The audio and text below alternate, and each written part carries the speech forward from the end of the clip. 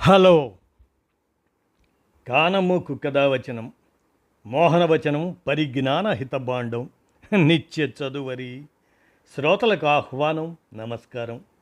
చదవదగునెవరు రాసిన తదుపరి చదివిన వెంటనే మరువక పలువురికి వినిపింపబూనిన అది ఏ ఏ పరిజ్ఞాన హితబాండమౌపో మహిళ మోహనవచనమై విరాజిల్లు. పరిజ్ఞాన హితబాండం లక్ష్యం ప్రతివారీ సమాచార హక్కు, తెలుసుకునే హక్కు సైతం జీవించే హక్కుతో సమానం. ఆ స్ఫూర్తితోనే ఇప్పుడు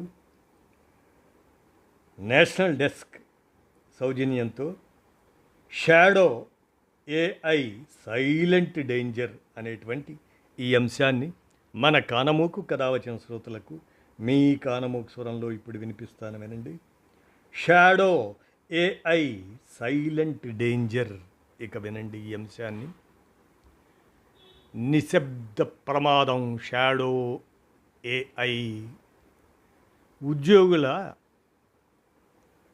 ఏఐ విచ్చలవిడి వినియోగంతో రహస్య సమాచారానికి లీక్ ముప్పు, వ్యక్తిగత గోప్యతపైన ప్రభావమే. ఆర్టిఫిషియల్ ఇంటెలిజెన్స్ ప్రస్తుతం ప్రపంచవ్యాప్తంగా సంచలనం సృష్టిస్తున్న టూల్. మొన్నటిదాకా గూగుల్లో వెతికిన వారంతా ఇప్పుడు కృత్రిమ మేధను, అదే ఆర్టిఫిషియల్ ఇంటెలిజెన్స్, దాన్ని వినియోగించి పనులను చక్కబెడుతున్నారు. అది ఇల్లైనా కార్యాలయమైనా ఆర్టిఫిషియల్ ఇంటెలిజెన్స్ లేనిదే పూట గడవని పరిస్థితికి వచ్చేశారు. అయితే ఇలా కార్యాలయాల్లో అనుమతి లేని, రక్షణ లేని విచ్చలవిడి వినియోగాన్ని షాడో ఏఐగా పిలుస్తారు. ఉద్యోగులు తమ పని వేగాన్ని పెంచుకోవడానికి, క్రియేటివిటీని పెంచుకోవడానికి దీనిని వినియోగిస్తారు.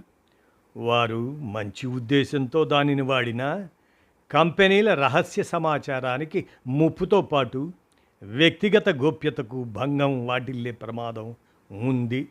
దీంతో షాడో ఏఐ వినియోగంపై తీవ్ర ఆందోళన వ్యక్తమవుతుంది. అసలు ఏంటి ఈ షాడో ఏఐ అంటే?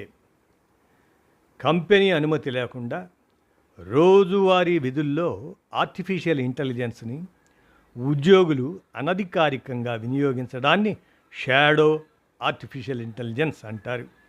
సాధారణంగా ఉద్యోగులు తమ పనితీరును మెరుగుపరుచుకోవడానికి, పనిని పూర్తిగా త్వరగా చేయడానికి, సులభతరం చేసుకోవడానికి వాడతారు. షాడో ఆర్టిఫిషియల్ ఇంటెలిజెన్స్లో ముఖ్యంగా 2 కేటగిరీలు ఉంటాయి. అందులో మొదటిది అనుమతి లేని ఆర్టిఫిషియల్ ఇంటెలిజెన్స్ యాప్ల వినియోగం. రెండోది ప్రజాబాహుళ్యంలో ఉండే ఇంటిగ్రేటెడ్ అయిన ఆర్టిఫిషియల్ ఇంటెలిజెన్స్ ఎండ్ పాయింట్స్. మొదటి కేటగిరీని ఉద్యోగులు, కాంట్రాక్టర్లు తమ సాధారణ విధుల కోసం వినియోగిస్తారు. ఉదాహరణకు ఒక మార్కెటింగ్ ఉద్యోగి చాట్ జీపీటీ వంటి వాటిల్లో కస్టమర్ల డేటాబేస్ను అప్లోడ్ చేసి నివేదికను కోరవచ్చు. వాస్తవానికి అది ప్రమాదకరమని అతడికి తెలియకపోవచ్చు.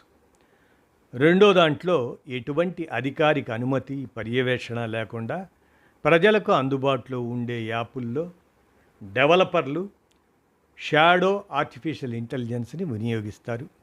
ఒకసారి ఆర్థిక నమూనాలు, కస్టమర్ల డేటా, లీగల్ డాక్యుమెంట్లు, సోర్స్ కోడ్ను ఆర్టిఫిషియల్ ఇంటెలిజెన్స్ టూల్స్లో అప్లోడ్ చేస్తే అది స్టోర్ అవుతుంది.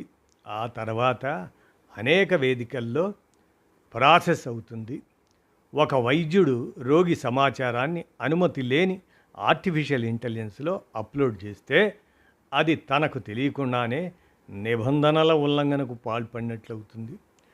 సంప్రదాయ డేటా చౌర్యానికి భిన్నంగా ఆర్టిఫిషియల్ ఇంటెలిజెన్స్ సంబంధిత చౌర్యాలు మనల్ని అలర్ట్ చేసేస్తాయి, చెయ్యవు కూడా.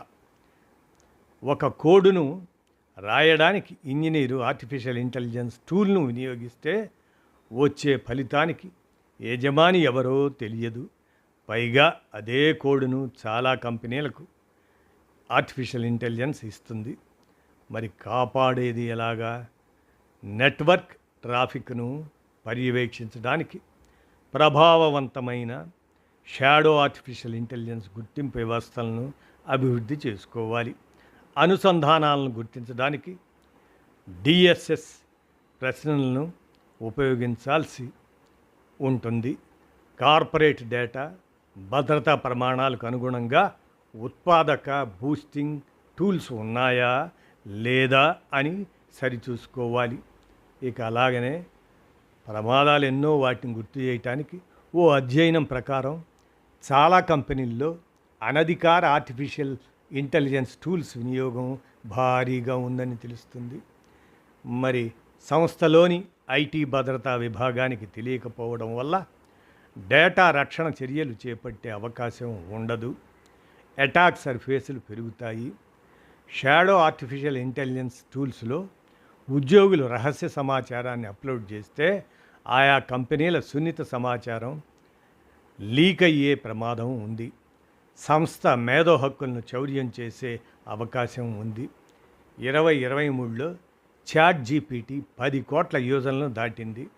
అప్పటి నుంచే కంపెనీ యాజమాన్యాల అనుమతి లేకుండానే షాడో ఆర్టిఫిషియల్ ఇంటెలిజెన్స్ను ఉద్యోగులు వినియోగించడం భారీగా పెరిగింది. 2023 మార్చి నుంచి 2024 మార్చి మధ్యలో ఉద్యోగులు కార్పొరేట్ డేటాను ఆర్టిఫిషియల్ ఇంటెలిజెన్స్ టూల్స్లో అప్లోడ్ చేయటం 485% పెరిగింది. ఇదండి విషయం.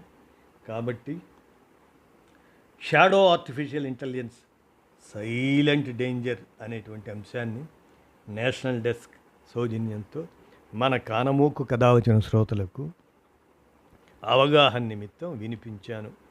విన్నారుగా, ధన్యవాదాలు.